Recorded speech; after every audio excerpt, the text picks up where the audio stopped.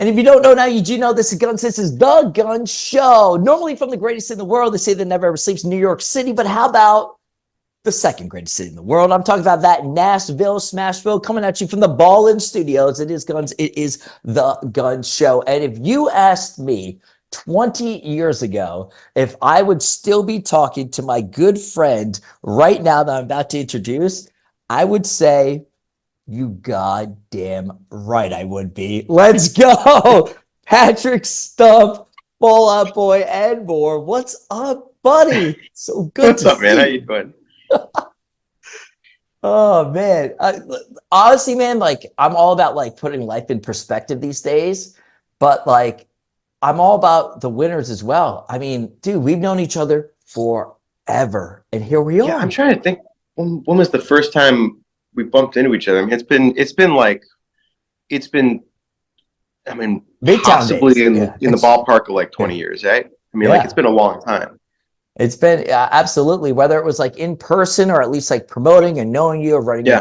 running into shows with you. I mean, Heath from Midtown was my guitar teacher before he was in Midtown because my dad taught him in Before science. Midtown. My dad taught him in science class and randomly said, I got my son a 12 fret guitar for $90 for Christmas. And Heath went up to my dad and was like, well, I'm in a band. I can give him lessons. So every Thursday he was That's giving me lessons and I was like 10 years old. that's amazing. So but yeah, man, like it's so good to see you. I guess before we get into everything, how is Patrick Stump doing today? In one word, Patrick Stump is what these days? Um, hmm, that's a good question. If I had one word, I got a couple words, but one word. Well, right now, tired. Right now, I'm very tired. But uh, I guess optimistic might be the word right Okay. now. Because I feel like uh, we're on this tour. Well, first off, I've been doing a lot of scoring. I've been doing film and TV scoring, and and I feel like I'm in a place with that where I kind of finally figured out how to function. Because it's an absurd amount of work, Right. and and you kind of have to learn how it's like a whole process of figuring out how to schedule and plan and delegate and whatever. Like, there's where it'll be like, I don't know. I have deadlines and things. And then with touring, I finally think I've figured out like how to like put as much into it as possible and not just like destroy my body. Okay. Cause You figured it out. You figured out the fountain of youth potion, if you would. yeah, because it's one of those things where touring, it's like I want to sing at this level that for me is sometimes unattainable because then you're also having to, you're traveling and you're on a plane or you're whatever, you're on Right. a bus, Running. in a bus or whatever, and like it's like not all the best conditions, and it's like I don't know, you're eating garbage and whatever. Like there's so many little things, and then it really requires a lot of effort and everything. So this I've been trying to figure out the singing thing. Like, I know it sounds silly, whatever. I've been trying to figure it out where because there's a level for me that I just don't feel comfortable unless I've given the audience the bare minimum of what I would want to see. So I'm Right. like, I'm almost there, I think. So, Hey, you know what? Better late than never, Patrick. You hmm hmm know what I mean? But well, it also shows that we can always learn something as every yeah, day goes. You know what I mean? You never know. Just yeah. when you think you might know it all, you can always learn more. But Well, and that's what's funny is I did kind of think, and that's why I'm kind of laughing at myself too, because I'm like, I've been here before where I've been like, okay, well now I think I finally got it, and I'm like, and then I got to this other place, so I'm like, that means to me that I'll probably 10 years from now, I'll be like, okay, so I just figured out how to sing, you know? Listen, man, we got a lot to talk about. First off, congratulations. I haven't talked to you in a minute. Usually Pete's on, whoever's on in the past, dude. You've obviously always been a role model, but also just an extremely talented person. And I started off this conversation. I don't call it interview here on the Gun Show. It's a conversation by saying the word perspective. And I'm all about, like, for some reason, without getting too deep or whatnot, for some reason, like, it's sometimes looked down upon to celebrate wins. And the fact of the matter is, I'm so grateful and excited and stoked that I'm still doing what I'm doing. I'm covering music, I'm covering sports, I'm on television, I'm doing all this. This is what I always dreamed about doing, literally dreamed about doing. And sometimes with social media and all this, like, you're not supposed to, say like the wins, because, you might hurt somebody else or whatnot. But man, I'm all about, like, when we have good things going, we have to have good things going. And you have this tour right now, which is ripping, and the album. And believe me, man, for the diehards, the OGs out there, someone like myself, like, this was not guaranteed, Patrick. You got to feel good, dude. You have to feel good on these shows going out there, dude. Yeah, I mean, it's wild. There's an element where so someone was asking me, because I've they're like, oh, you look really happy on stage. What happened? And because I guess I didn't used to. I don't know. And I think for a long time, for years and years and years, I just kind of felt like, I mean, I guess it's kind of imposter syndrome, like, that at some point we're, like, basically don't get used to this. Don't get used to having an audience, and don't get used to people singing along your songs and stuff. And so I didn't want to, like, connect with it, because I was scared of it and whatever. And I was like, this is all going to go away and whatever. And now I'm at this place where I'm like, well, it still might. You never know. People, move on all the time. I was reading something about Foreigner campaigning to get into the Rock and Roll Hall of Fame, and I was reading about them, and I had no idea that Foreigner is one of the top selling artists. Like, they're like, I think they're in the top 100 artists of all time or whatever. I think they might even be in the top 50. And I'm like, could have fooled me. I had no idea.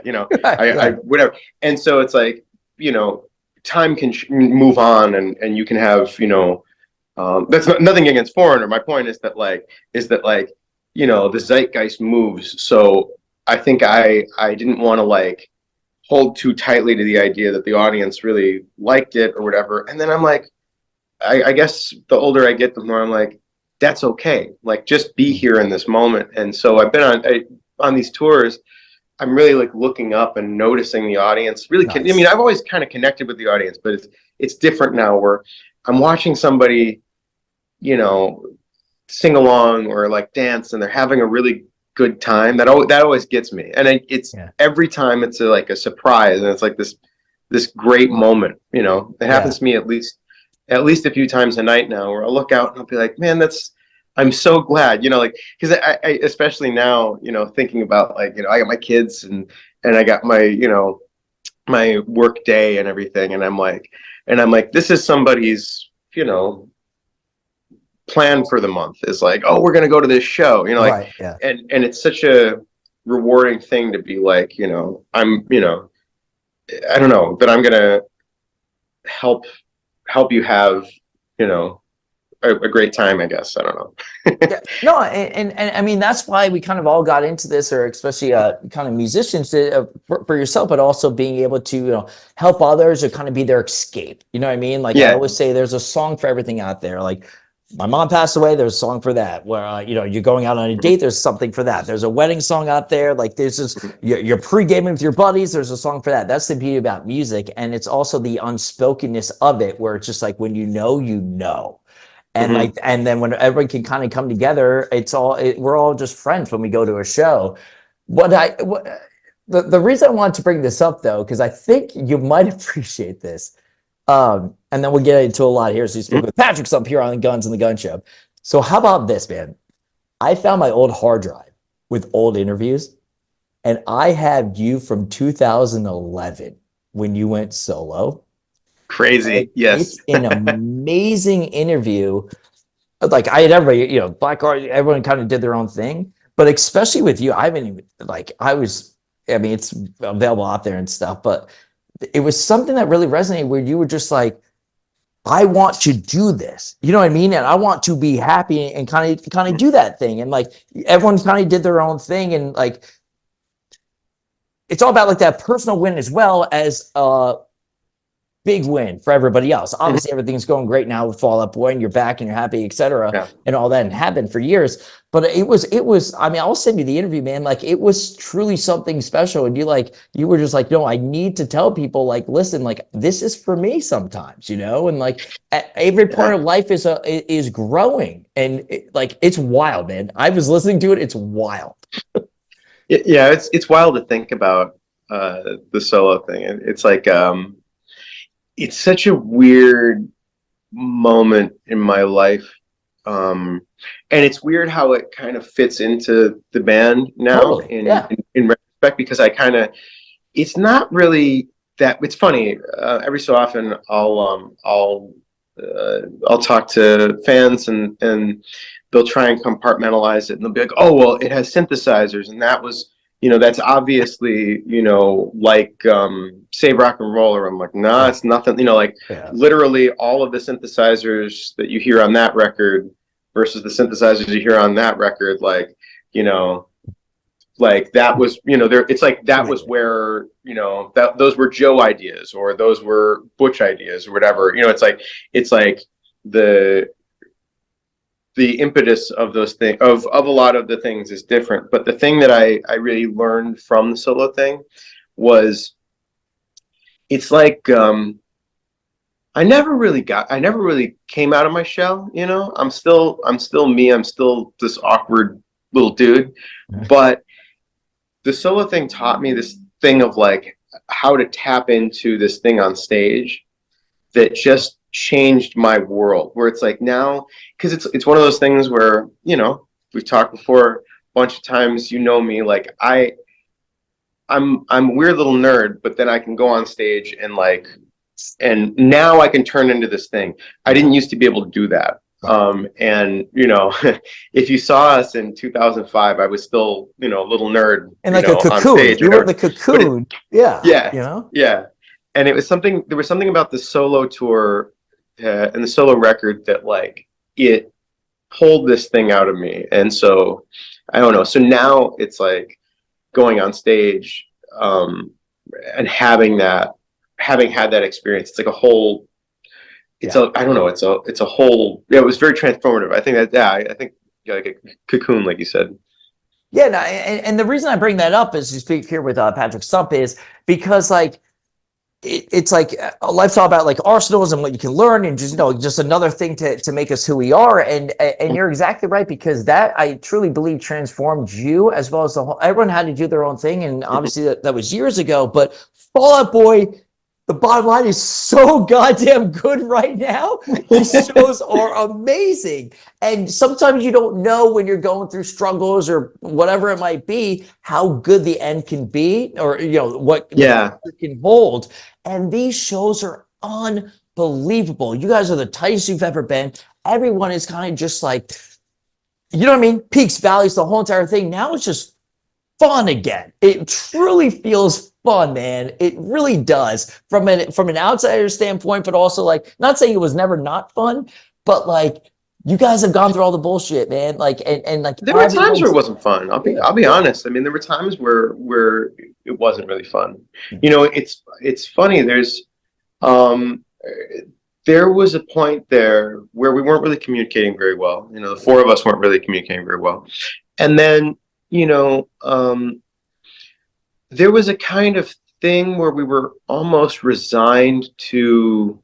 I mean, Foley, we should probably talk about Foley at some point. Foley was an interesting moment because we really put ourselves into this thing, and it was initially rejected. And that kind of changed our trajectory for a while, because for a long time up to that point, you go, hey, here's a new song, and people would cheer and they'd be excited and they want to hear the new song. That was the first time that I ever experienced that someone would know who you were, right? Because that's the thing, is who are you? You're this little band, no one, whatever. But someone would actually know who you were, would pay for a ticket, wait in line, come to the show, wait through, the whole show, and then watch you, and you'd say, oh, here's a new song, and they'd boo, and you'd be like, oh, you know what I mean? Like it was really rough. Wow. And so I think for a long time, it put us in this perspective of like, okay, just play the songs people want, just play this, play the hits or whatever, Yeah, right.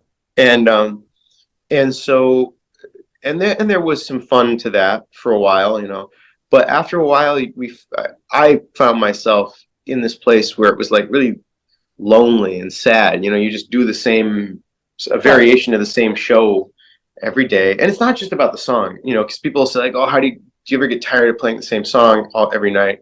I'm like, not really, but I do get tired of playing the same set every night. I mean, if it's the same exact show, it's like, why you didn't want to bother? limit yourself either. You know what I mean? Because you knew that the potential was so much better. So we've seen our friends and other bands, like they know where they're going to go and they're fine with that, or that's where they're at. You knew that there was always more, so you didn't want to be that, right? Yeah, and it's like, I don't know. Foley came out, you know what I mean? Like you knew there was much more to it, but it was almost like an awakening. Yeah, well, and it's weird because I've always felt like a little bit of a weird guy, because I've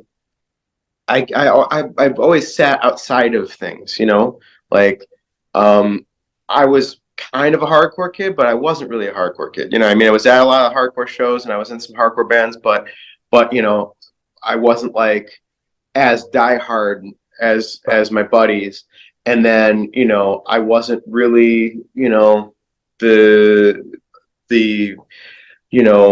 jazz band guy. I played jazz and whatever, but I wasn't like that serious. I wasn't like a lifer in that, and I wasn't like a classical guy, and I wasn't like, I've always kind of just been I guess, journeyman kind of guy, and I've always, so that experimentation and the need to, that's just who I am. And when Fall Out Boy took off, originally we were kind of wrapped up in the whole, the whole idea of emo or whatever, which was awesome to be there for. But I also, in the same way, never felt like, I'm like, this isn't all of me. And if I have to just be this forever, it's going to be dishonest, basically. I mean, if I have to go in every record and be like, okay, emo record, like whatever, like, and think about it that way, I'm like, I'm not going to make, it's going to be disingenuous. And Foley was really tough because I had this idea and I'm like, okay, I got to do, and I even knew, man, I was like, people are going to hate this. I think a lot of people are going to hate this, but I was like, but I just had to follow it, because as an artist, you have to be honest. It really doesn't work otherwise. And so I don't know. So now, back to the shows, one of the things that I think has been so amazing is now that record in particular has kind of grown into this a life of its own, man. Yeah, it's taken it on. really Yeah, has. exactly. And like I've seen so tweets about it and everything. I'm just like, well, where were you guys when it first dropped? But that's fine though. That's okay. Yeah, I'm grateful that it found an audience, because that was the thing, is that I cared about that record so much, and it meant so much to make that record. And then it's funny because I have to take chances sometimes, but then I can't handle the consequence of the chance. It's like I had to put this out there, but don't tell me you don't like it. I just don't want to hear it. I just want it's fine to know you don't like it, but but now we play those songs, and it's magnificent. And I think there's something in that I can't not be ecstatic about. And then there's also a thing too where then you play the whole catalog, and playing stuff from Stardust next to stuff from Foley, next to stuff from Take This to Your Grave, and that kind of stuff. It's like it's pretty awesome. Like it's really fun. It's really fun to get to do all that. I completely agree. And what's really cool about this is coming out of COVID and pandemic and all that, whatever, coming out of those years, I adamantly kept yelling at people, whether it was Galley and Marquis or whoever it might be. I was just like, you need not them specifically, but we need to make tours make sense. Because coming out, everyone had to tour, and rightfully so. This is the living. This is what we have to do. The crew, like everyone, like people had to do stuff. But like a lot of tours were going like 55 to 70% full, because 2 days later, the same genre was following them. And I was just like, you can raise ticket prices by like $15, and everybody wins with merch and stuff like that. And now we're seeing tours that truly, truly, truly make sense. And you guys nailed it.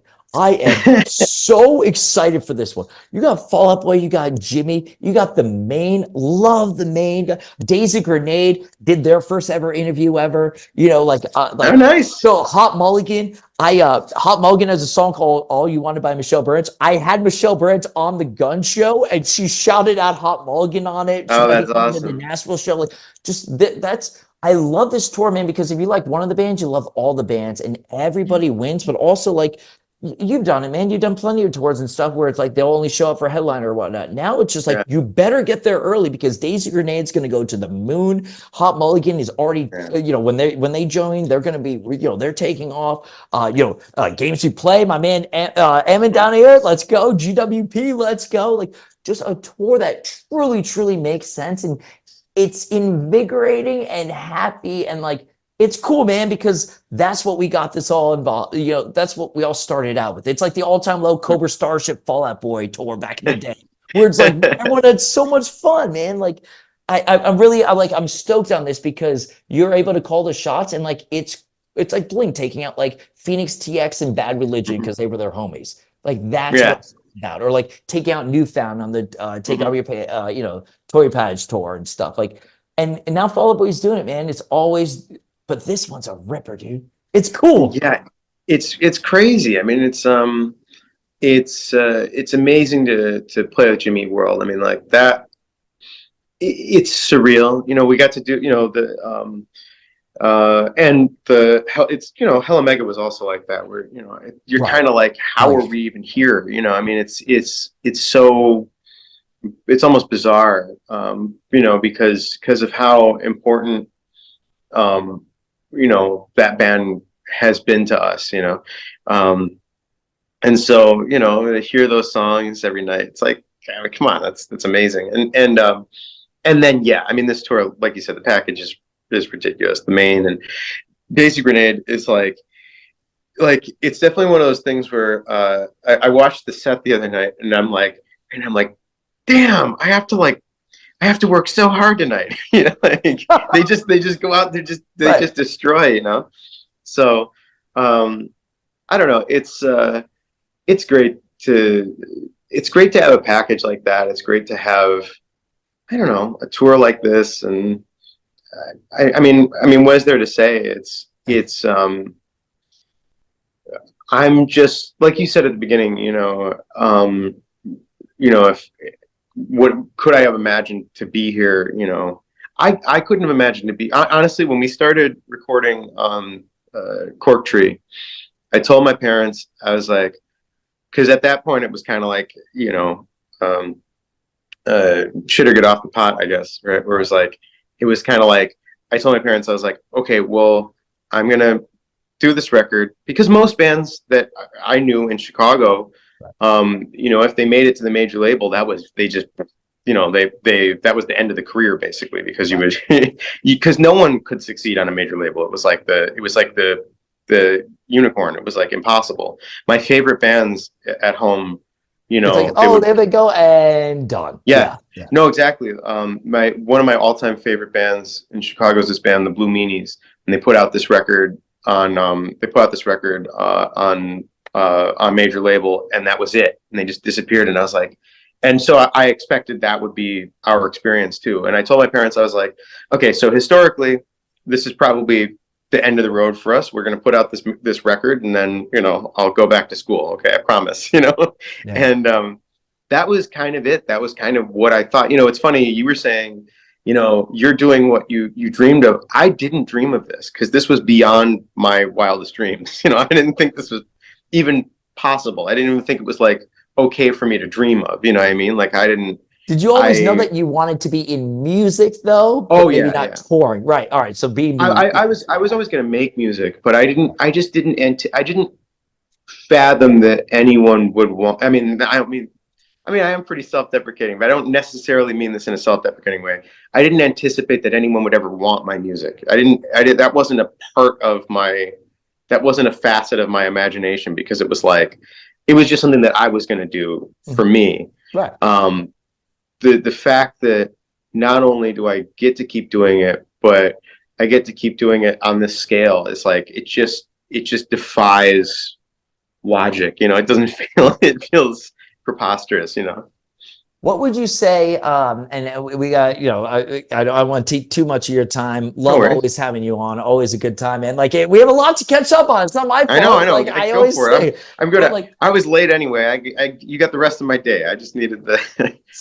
So I had Tyson on, Tyson Ritter from Rejects on, and you know, talk about tours that made sense. It was they did Get Up Kids, into Starting Line, into Newfound, into Rejects, and Rejects sold the most, and they've talked about it publicly, so I'm not divulging anything, the most amount of merch that they've ever sold in their lives on this one, because they didn't never got into like the emo nostalgia or anything. They just went away. Now they're back, and they just absolutely crushed it. And I asked Tyson, I was just like, you know, I don't normally like asking this, but it's like, what would you tell yourself 20 years ago? And he was just like, nothing. He was like, just rip it. He was maybe do a lot, maybe smoke a little bit less. He goes, but no, he goes, I really don't have any advice that I would ever say to somebody. He's like, we grinded it out. He's like, we wrote Swing Swing with no electricity, and like, you know, 4 people in like literally a studio apartment, and we wrote that, and like during the daytime when there was light out, and like it became Swing Swing. He's like, we grinded, we hustled, and he goes, that's what it was. You know, I don't want to ask you that, but like, you know, it's kind of wild though, man. But also like we're always growing. We're always, you know, like it's still fresh, man. Stardust is such a good album. Like I'm just really proud of you, but also like you're growing each and every single one of these times, and you know, it's really rad to see. You were saying like almost like with your parents or whatnot. It's kind of just like, it's like, oh well, I guess I'm going to go to college or whatnot, and you can never really prep yourself for what's about to happen. And especially in those early days, for the viewers and audience out there, those radio shows were wild, because you would wake up in a different city, you'd have to do radio. MTV would be playing Fuse, Much Music, all that. MTV2 especially would be playing the song you wouldn't even know. And you know, I've had Pete on in the past, and he's like, and he was like, he almost said like, I don't even really remember what it was like when Sugar took off, because we were everywhere. And like we didn't embrace it. And he was like, now I'm embracing moments, you know what I mean? And it seems you are as well, dude. Well, yeah, I mean, it's funny. I almost forget about that era, because it is such, that specifically is such a blur, because exactly what you said, exactly what Pete said, you know, he said something that really summed it up for me, is where it would be like, you'd be on the cover of a magazine, and you did never see it, because you were, you know, you didn't have time to stop at the you know, the newsstand. You were, you know, we were just so constantly playing catch up, and you know, we would be in this little van, and you know, we'd be, you know, rolling into a show at the absolute last minute, you know, because it was, you know, you're driving yourself and whatever, and you're loading all your stuff on stage, and you're barely making it. But meanwhile, you know, MTV, TRL was such a crazy thing. TRL was nuts. Yeah. I wish kids understood what TRL was, because it's like kind of like TikTok, but it was like, you know, in the way that like it was like, this is where you're hearing stuff, but it was like this one place for it. So if something got on there, it was like, it was this different kind of big, where it was like inescapable. So I remember we did TRL one time, and that was a weird, surreal moment. That was, I mean, we did it a bunch of times, but there was this one time in particular. It was, I think it was when we premiered Dance Dance. We did the video for Dance Dance, and they played it in Times Square, like on the, like Jumbotron in things, Times right? Square on Yeah. the Jumbotron. And so I'm there and I'm standing at the window looking at my stupid face over New York, like whatever, for Times Square. Yeah. And it was like kind of, it was real weird. It was like, again, this is kind of, like I said, beyond my dreams, beyond my imagination. I couldn't ever, my biggest goal as a musician was to play the Metro in Chicago. that was it. So everything we've done for the past 20 years has been past that. Yeah. It's like the outer expanses of the universe. I have no idea what any of this Right. is. Yeah. And it's as you speak here on the Gun Show, you can always subscribe to the Gun Show, of course, Adobe Radio and Twitch Music and more. It's just fun to, it's fun, but it's also interesting because I think I really like bringing that kind of stuff up because whether it's 21 Pilots, I had Josh on for his first ever interview. Like I've interviewed so many bands like throughout the years, and to see them come full circle, it's really interesting because I think whether you're in a band or whether you're a listener out there, like it's relatable in the fact that like you might do something for work and like you're gonna have good moments, you're gonna have bad moments, you're gonna think like things will happen to you that you might not have ever expected, and things will happen to you that like will bum you out. And it really is relatable, and that like especially with you because you have a great way of like putting into words things outside of music, but just like human stuff. And that's why I always, enjoy talking to you because what you're saying is true, man. Like you had no idea, but here you are for the ride, and it's worked out rather well.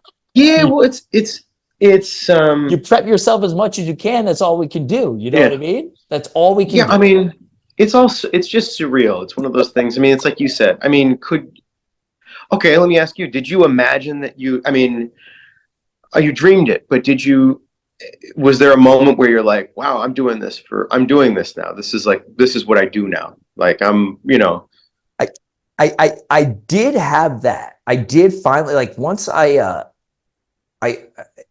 did not think it would happen. Both my parents were teachers, and my sister was a teacher, my aunt was a teacher, and I was sure as hell not going to become a teacher. And like, I would go into the city as in high school and stuff and do like casting calls and stuff. But there was definitely like a moment where it was just like, hey, you are like, I did national sports as like a 21-year-old. Mhm. And it was like, Gunz are doing sports on a national ABC Good Morning America show. And I was like, okay. Like it really came out of nowhere. And somebody got sick and they were like literally right before, and they were like, Gunz, do it. Cause I was producing, Gunz, do it. And luckily I was just like, okay, made some jokes, and they were like, we love you. But like, you don't know unless you kind of jump into like, I mean, you know what I mean? Like I could have Yeah. screwed up. It could have been Yeah, terrible. totally. But like, I kind of dreamed of it. You said TRL, like I always wanted to be Carson Daly. I wanted to be the young version of Carson Daly because TRL meant that much, where I would rush home from school and vote for bands and just like wanted to get there. It And was so big, man. It was such it a was crazy thing. massive, man. And like, and that really like took something out of me. But like from that though, like, that made me very confident. You take those skills and it makes me confident. I can talk to people, etc. But you never know unless it happens. And then even though I was at like, Good Morning America, it's like I'm not on Good Morning America anymore. So like it goes up and down, Yeah. but it's we're fortunate at what we do because a lot of people don't. And that's why I said like things are a lot about perspective, but also kind of, man, like we still can pat ourselves on the back, bro. Let's go. I wanted that makes me want to tell a story that it just reminds me of something, I don't know. I feel like I'm always amazed at how many origin stories a person can have. There's so many moments that are so important. And sometimes we forget them. And when you're saying the thing about there you were and they needed somebody, it's like, okay, go. I think a really important part of the Fall Out Boy story that gets forgotten is so I didn't know anything about singing. I didn't plan on being a singer. I kind of lucked into it. We were friends with this band Knockout, and Knockout was doing a record with Sean O'Keefe Okay. at Rosebud Studios, and they had me come in and sing as a guest on a song or whatever. Sean and I had known each other for a bunch of years because he recorded. I had this like new metal band when I was like 14. I played drums in it. It wasn't my band, but I played drums in this new metal band, and we recorded there. So I had known Sean through that. And he was kind of like, "You sing now?" I'm like, "Well, yeah, I sing in this pop punk band, whatever." And so I'm singing backups, and the two other singers at Knockout, they had been going and doing all their parts and everything, but they've been singing up all night, and their voices are all shot and stuff, and whatever. They've been all worn out, and I go in and I sing my part, and Sean kind of gets this funny look on his face, and he goes, "What are you doing tonight?" And I'm like, nothing. And he's like, "Can you stick around and do some more vocals?" And I was like, "Sure, whatever." Right. And I ended up, in that one night, I think I tracked harmonies for every song. I sang on like every song on that record, and Yeah. and it was just I mean, he saw something in me. The band, in the first place, the band saw something in me as a singer that I didn't see.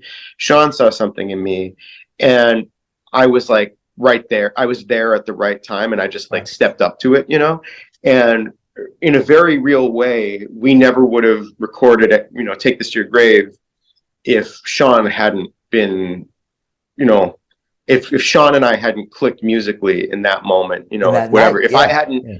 if I hadn't have gone, sure, yeah, why not, and whatever, and recorded an entire Like, oh, album. I got plans tonight, or I got to be Yeah, home. It's like it never would have happened, man. Or yeah, and I or probably wouldn't differently, be here. Yeah, if I hadn't just like shown up in that moment, and I think about that sometimes. It's like, and I think about that sometimes on a regular night too, is like, every night, if you show up, something can happen, so I try to remember those little moments, how important they can be if you like care, if you like put yourself into it.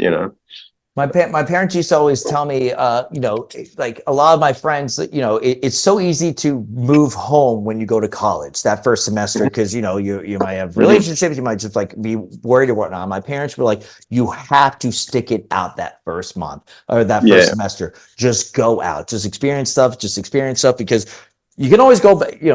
They say you can't go home again. You could go home again. It's not going to be the same, but you think it's going to be the same.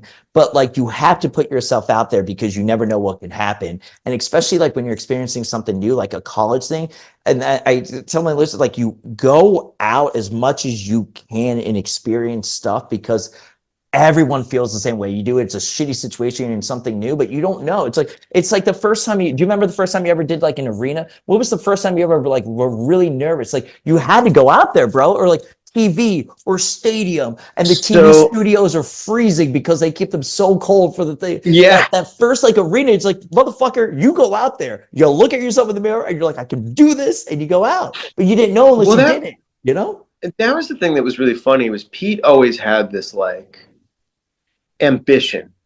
It was really interesting. I remember we were playing with Blink, but we were on like the side stage, so Blink was playing in the amphitheater, and then we were like in the parking lot or something. We did like these four dates with Blink that way, and I remember being like, I remember saying to Pete, like, "Wow, I can't believe we're here." And he's like, "Yeah, but don't you want to be there? Don't you want to be on that one?" And I was like, again, this was so far beyond me, because I was like, this is incredible. This is like, I'll be telling my grandkids about this, that, we played, the parking lot of before Blink played, and now of course we've toured with them a couple times, for real, whatever, and whatever. So it's like, it's different. But yeah, the kind of those things, I don't know, we're talking about the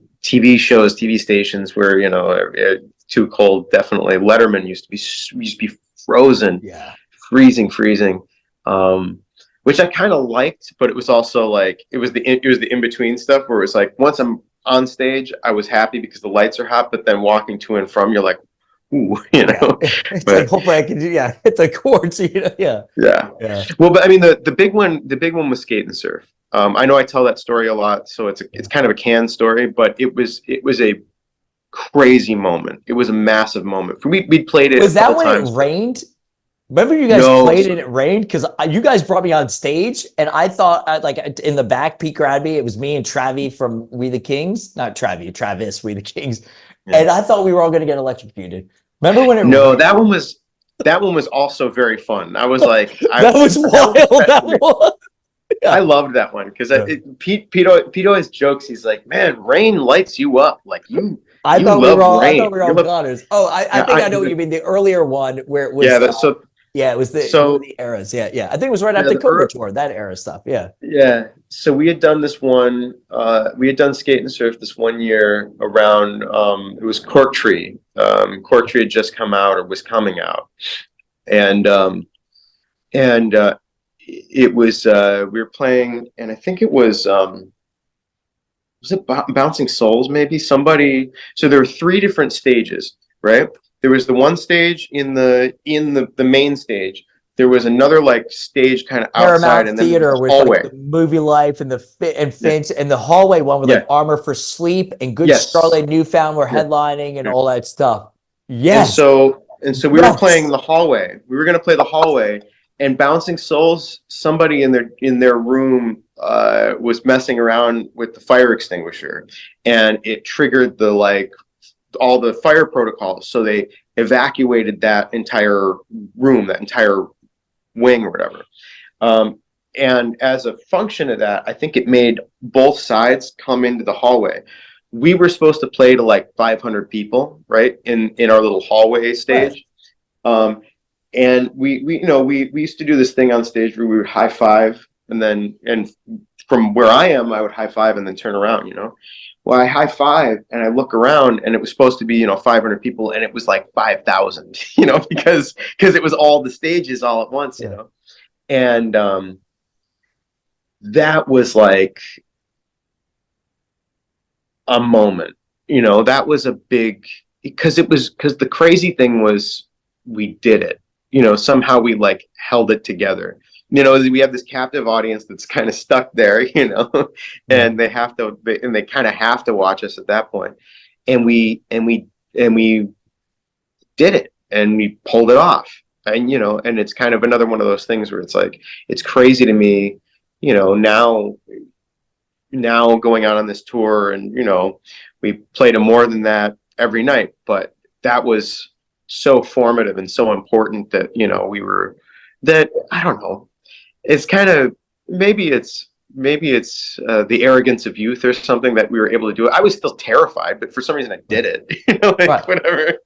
Like But it's about embracing it. You know what I mean? yeah, And one thing that I don't want to get like all like TED talk or whatnot, TED talk here or whatnot, but like I truly like respect and like really appreciate. I know the audience will as well. Like these kind of like thoughts and stuff, because you're right. It's about embracing it, because it's so easy, and so many people will run from being scared. You know what I mean? And frightened, and it's very easy to do. But it's a win if you're like just getting through it can be a win, and the fact that like you got through it pretty decently as well is well, it's a and then, personal yeah, accomplishment. It's you I might not know. even realize it at the time, but listen, dude, like yeah, you did it though, right? Well, on this tour, it's funny. On this tour, every night, I've had this little moment. Pete, when he was designing the show and with the set and everything, he's like, hey, you should do a piano moment, and I'm like, oh, and he just leaves me on stage by myself, and it was really terrifying at first, because I don't know, I know how to sing, I know how to play instruments and stuff, but I don't know how to like talk to the audience and like and whatever. I've never in 20 years I really haven't had to do that much, and it was really scary at first. And then I'm like, you kind of just realize that like, even me being like an idiot not knowing what to say, that is still interesting enough. You know what I mean? Like you can kind of just trust yourself and trust the moment or whatever. So I'll even say, I'm like, I don't know what I'm doing up here. All right, guys, let's do this. You know, like whatever. And that's still something. It still has it's still part of the show, and it's still part of the thing. And it's crazy to me that we're doing that. You know, it's crazy that like now we've been doing it for so long that I can do things like that. You know, the whole thing. It's been a really amazing tour.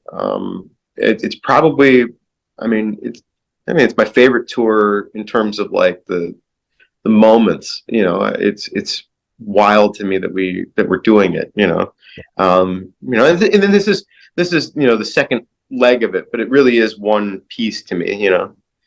No, absolutely. And that leads me to this. For everybody out there, we'll wrap up pretty soon here. But Patrick Stump from Fall Out Boy, my guy throughout the years. Listen, it went long, but like, I miss you, my buddy. Dude, we have so many stories and everything. And I know. We can go on forever. Such a good time. The 8-ball. And I love the idea of the 8-ball. It happens, I think, around like that moment and stuff. And like, are you ever like kind of first of all, like quickly, summarize what it is, but also like, are you ever surprised about like, are there like the song choice, like what might come up, or just the reactions? There's some deep cuts that sometimes come up and people go wild for them, or maybe they hate them sometimes. You never know, bro. You never know. Yeah, it's funny. The 8-ball is fun. The 8-ball, so the 8-ball is just the idea that, that we're gonna, ask the Magic 8-ball about a song to play, and it's gonna decide for us. It's this kind of wild card moment in the set. And it's been where we kind of, like I said, we had for a long time we had been a band that had gotten kind of resigned to the fact that we had to play the hits, play this song, every night, whatever. And so there are so many songs that we just never played ever, and the 8-ball became this thing where, it's been a surprise, every night it's something different. Every night, something we haven't played. And it's had this really interesting effect where it's brought out all of these songs that, like there's a song, Bang the Doldrums, that we played in 8-ball, and it went so well. We're like, we should play this every night. There's just like, why aren't we just playing this? So it's like resurrecting songs. It's giving songs life that we never thought of. We're like, and you're kind of discovering songs. So it's interesting. Like there are songs that you got this exclusive. There are songs that I said to the guys, I'm like, I will never play that song ever. And at the beginning of this tour, I'm like, you know what? I'll do it. I feel like at this point, like we've found this place where like songs are having their own life and whatever. I'm like, it's all fair game. I'll play anything now. Well, so give us two of those songs that you think. I don't want to. No, I don't want to spoil anything. There's spoilers, but I mean, in process of elimination, there are some songs that we've never played or haven't played in a really long time or whatever. That's like, there's always a holdout. There's always somebody who's like, I don't want to play that one. Sometimes that's me. Did you? It's got to be interesting, like relearning the songs, or just being like, just like when you relearn the songs or whatnot or whatever it might be, or just hearing them. Like, do you listen to the original recording and you're just like, are you mortified sometimes? Like, oh God, I would have done this differently now that like, or like. Yeah, sometimes it's wild. Sometimes definitely. Sometimes I'm definitely like, why did I sing it that way, or why did I, play it that way or whatever. But then there's also things too where now it's really interesting. Like Joe and I are way different guitar players than we were when we wrote a lot of those songs. And so now it's a completely different thing where we can kind of delegate these things in this different way. Yeah. So it's really fascinating. There'll be songs that on the record, a lot of times now we will totally swap parts from what the record was, because at the time we were just, we were in different places as players. Yeah, of course. Yeah. And Joe shreds. Because, let's be honest, Joe's a shredder. Joe shreds. He's a shredder. He is a shredder now. It's interesting because he's a, he and I have come from different places as guitar players, as like lead players, right? So a lot of the songs used to be this thing where there were leads that were like my leads, and there were leads that were his leads, and it kind of had to be that way. Like we couldn't really jump between each other's thing, and so there would be these songs where, like I would do a lot of these hammer-on parts, a lot of these whatever, and so I would have to sing and really sing out these big singing parts and do these like hammer-on run things or whatever, and it was just so taxing and whatever. And now Joe can play all this stuff, and because we were learning, we were the two youngest, we were like kids when we were doing stuff, so we didn't he's know. Got a lot better. We didn't know. Everyone's got a lot better, but Joe's gotten tremendously better. Yeah, he's awesome now. So now I can trust Joe, and I can listen to him, and he's shredding it and killing it, and then I'm like, oh, this is so much easier. I can like sing now, like whatever. It's like it just like lifts the whole thing up in this other way. So it's like it's really neat. It's really a fun experience to like play those things now. You can check out the Magic 8 Ball and more, of course. Fall Out Boy on tour right now with Jimmy Eat World, which is wild for me. This is heaven. I just had Matt Pryor on the show not too long ago from Get Up Kids, and he said he used to listen to, they had the cassette demo for Clarity, and they would listen to it in the UK, and that directly went into something to write home about because they were like, we need something that sounds like this. Wild interviews there. But of course, Daisy Grenade, the Maine are my homies for life, like all sorts of great stuff. Hot Molly, let's go. Games who play so many great bands, going to be a part of this, so you can definitely check it out. And there's more that I'm even forgetting, but listen, Fall Out Boy doing the damn thing. Real quick, because I got to ask you this. Just the other day, my man Gabe, I got all my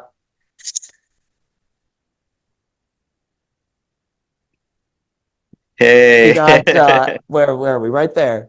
That's Gabe holding me up with Rob. I have braces and Heath. I've known Midtown forever. Like forever. This is 2002. This thing came out. Like, yeah. You brought out Cobra. Tell me how this came. It was so much fun. Of course, obviously, Cobra had toured with you guys. You've all known each other for years. Obviously, the whole entire thing. That was a fun experience, man. Those videos went viral. Who called who? So fun. How did this happen? Did you know it was going to happen? Did you rehearse? Did you practice? Or were just like, fuck it, let's do it live? We actually really didn't have much time to rehearse. So it was kind of a thing. It was fairly last minute, where we get out there. We were like, I can't remember what the thing was. I think there was some problem with sound check. So by the time we were able to get on stage, by the time we got to the venue and we were able to get on stage, and the stage was ready for us, we had to play in front of everybody else's instruments. All the other, we had to play in front of like Daisy Grenade stuff, because it was like, we're gonna open doors in a minute. So we ran it like once with Cobra, and I was a little scared, because I'm like, I don't know, we're not really necessarily ready for this. But Gabe is just Gabe, he's got like this like energy. So you're like, and he's like, oh, yeah, it's fine, it'll be fine, and you just kind of go with it, and of course it was, because he's just got like, it was surreal and funny. Like I turn around and he does the jump, the Gabe, the whole thing. Yeah, he just, all of the Gabe isms, and I haven't seen Gabe in years, the pandemic's a time warp, so it's been a minute, and he's exactly Gabe, and Vicky too. It was so great to see them, and it's so great to be up there. It was kind of like being back in time, but then also it was so funny to like, the audience just ate it up. It was great, because Gabe walks out, and then all of a sudden I'm the guitarist. What I mean? Like he's just like, there's no. He's Gabe is Gabe. We all know Gabe is Gabe. Yeah. Dude, that was a special moment for sure. Of course, Cobra Starship will be doing When We Were Young Fest. Fall Out Boy is going to be doing When We Were Young Fest as well. Gunz will be doing a lot of stuff there as well. Listen, man, I'm going to wrap this up. Thank you so much for joining us, Patrick. It wasn't even like we're even promoting anything. Obviously, the tour. Everyone knows about the tour. Come out, because it's going to be absolutely amazing. You never know what songs you're going to hear. They love it. If anything that you've learned from this conversation with Patrick is that It's real. It's not going through the motions. It is you never know what you're gonna get, and that's what life's all about these days. You never know what can happen at Fall Out Boy show. So you best show up because you're gonna miss out. And that's how we do Guns the Gun Show. And of course, Patrick Stump Fall Out Boy. Real quick, finally, I do a show. All right. I launched something during pandemic called Who Wants to Be an Emo Millionaire? All right. I'm taking it on the road. I did that when we were Young Fest last 2 years. I do it down here in Nashville. We've had everybody. We have a leaderboard, everything. We'd love to have you on as a contestant. We've had everybody. John from the Maine. We've had Kellen Quinn on. We've had Feldman. Like we've had Goldstein on, Andrew Goldstein. We've had everybody on this. So we definitely want you on. But I'm going to ask you one question for yourself. Okay. Okay. It's okay if you get it wrong, but here we go. So I use it. It's 7 questions. At the end, it's always a question about the band themselves, and nobody gets it right. We only have 3 people out of 100 that got it right. So pretend this is the last question. Okay, here we go. Patrick Stump. Okay. Whoops, there we go. I got too excited there. Patrick Stump. Who wants to be an emo millionaire? Here we go. Do you know what your longest song title is?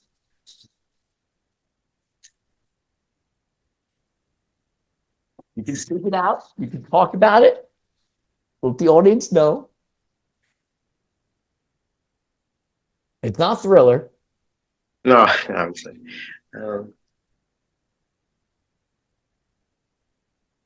we going in syllables or are we going in words? I'm counting words themselves? Words. Words.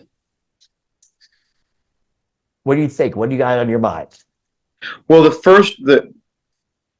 my gut is I'm like a lawyer in the way I'm always getting you off, but it's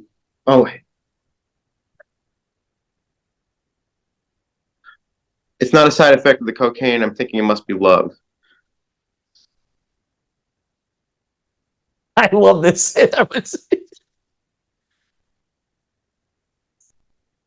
It's probably that one. Trying to think if we have anything that comes close to that.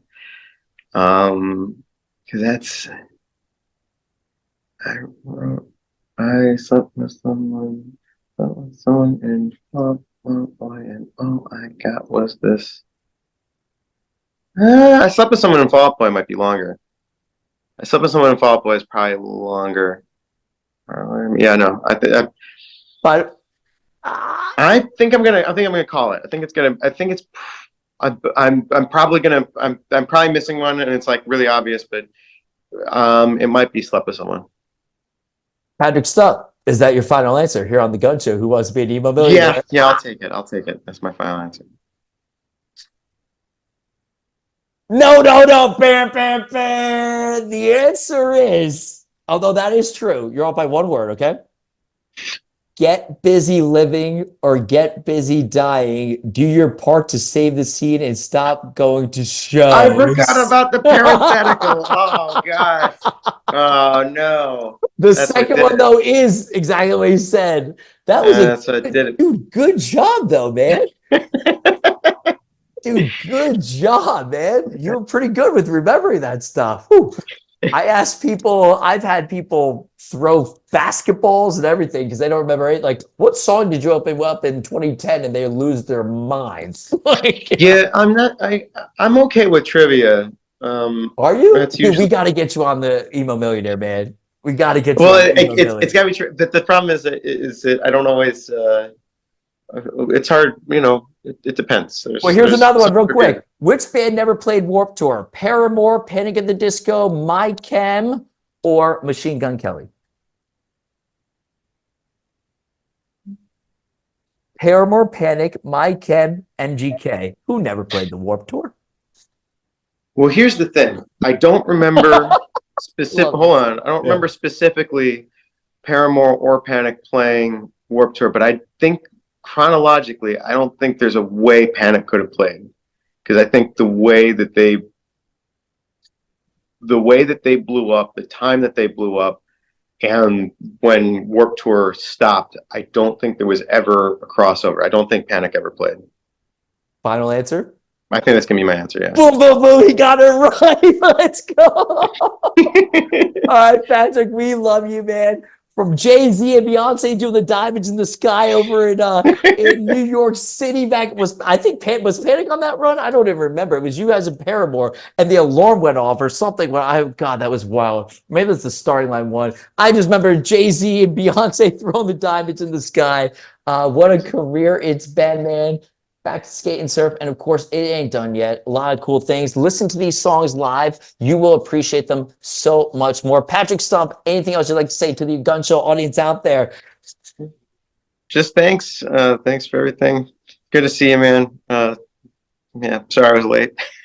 All good. Listen, you only live once. You live like us. Once is enough. It's Guns. It's the Gun Show. It's Patrick Stump coming at you. And here we go. What song are we playing? Oh, I get to pick a song? Any song you want. Oh, goodness.